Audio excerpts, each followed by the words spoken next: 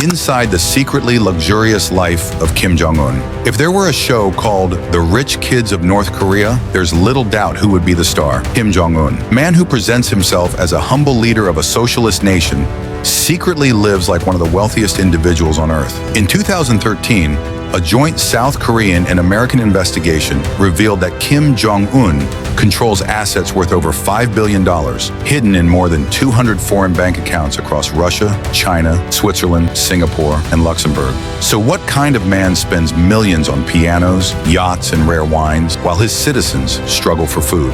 Today, we're peeling back the Iron Curtain and stepping inside the secretly luxurious life of North Korea's supreme leader, the supreme collector. For most leaders, luxury means symbols of power, limousines, estates, and art. For Kim Jong Un, it begins with music. In 2014, he reportedly imported 36 grand pianos into North Korea, each worth over $170,000, a total cost of more than $6 million.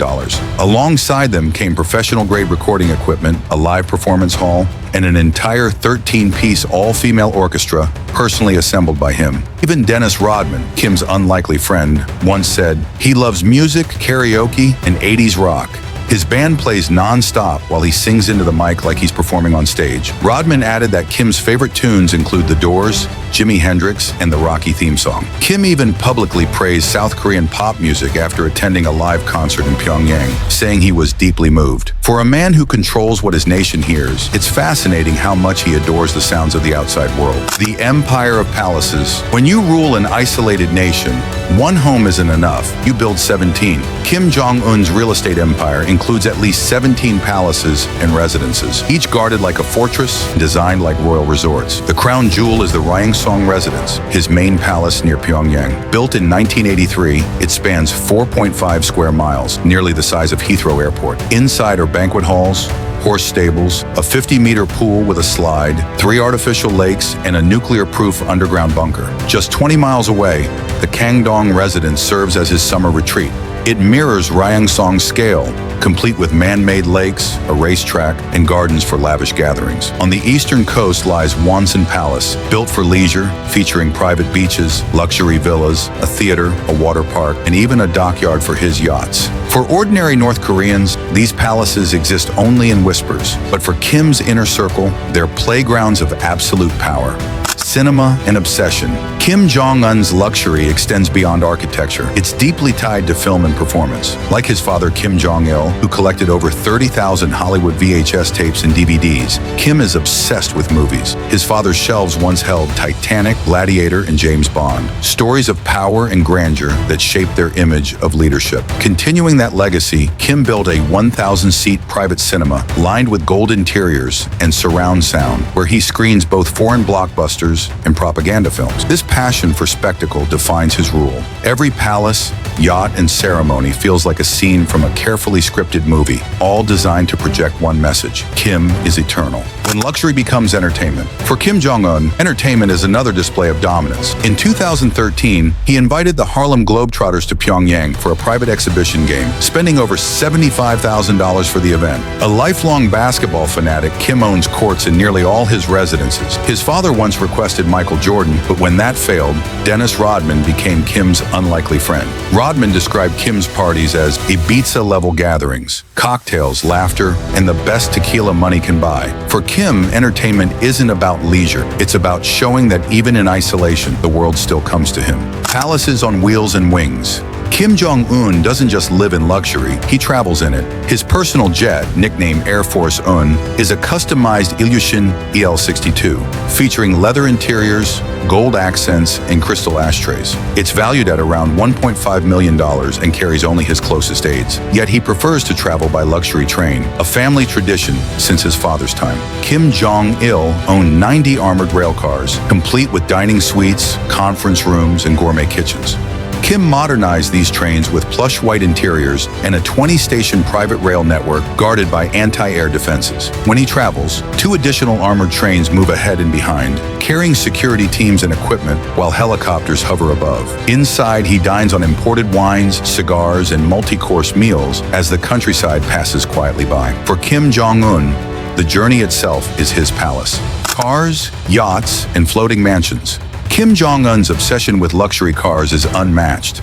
His garages hold over 100 vehicles worth more than $20 million, including Audi R8s, Range Rovers, Rolls-Royce Phantoms, and several Mercedes-Maybach limousines priced at $1.6 million each. When hosting dignitaries, he arrives in his armored Rolls-Royce, escorted by security convoys. In 2013, Kim was photographed aboard a 95-foot Princess yacht worth $7 million, sailing along North Korea's coast. The vessel features luxury suites, a gourmet kitchen, and private staff, imported secretly from Europe. Dennis Rodman described it as a mix between a Disney cruise and a private island. Satellite images have also shown a 200-foot floating party barge with water slides, pools, and two-story lounges. Kim's chefs once cooked aboard as it drifted along the coast. For Kim, even the ocean becomes part of his empire. Taste of the supreme leader. Kim's appetite for fine dining rivals the world's wealthiest. His chefs import Wagyu beef from Japan, caviar from Iran, truffles from Italy, and lobsters from Norway. During the 2019 Hanoi summit, he flew in his own team of cooks and ingredients to serve each dish exactly to his liking. Chef Paul Smart, who prepared meals for Kim and Donald Trump, confirmed Kim's staff controlled every flavor, texture, and presentation. His import records reveal excess: $67,000 on Italian cheese, $59,000 on chewing gum, and over $1 million on Brazilian coffee. Between 2015 and 2016, he spent hundreds of thousands on whiskey, vodka, rum, and champagne. It's said he once drank 10 bottles of Bordeaux in one night, a $10,000 indulgence. For a leader under sanctions, extravagance is his quiet act of defiance. Horses, watches, and vanity. Kim's luxuries also serve symbolism. Wealth is power. He spent over $75,000 importing 12 white stallions from Russia, and between 2010 and 2023, 138 horses worth $580,000. His famous photo riding through the snowy slopes of Mount Pektu was pure propaganda, a self-made legend on horseback. Then there are his watches, valued at over $8 million. He's worn IWC Portofino, Movado, and Rolex, even gifting 100 Rolexes to party members in 2016. The Kumsusan Palace of the Sun, a $900 million mausoleum, enshrines his father and grandfather with gold ceilings, marble halls, and displays of luxury cars and boats, turning their wealth into worship. The secret pleasures. Kim's power reaches behind palace walls. Reports describe a pleasure squad, about 2,000 women chosen for entertainment and companionship. Some perform music or dance, others act as masseuses, and a few serve more private roles. Each member lives under secrecy, trained to perfection, with the program costing over $3 million annually, much of it spent on imported luxury lingerie. His wife, Ri Sol-ju, complements his image, poised, silent, and always wearing Dior, Chanel, or Louis Vuitton.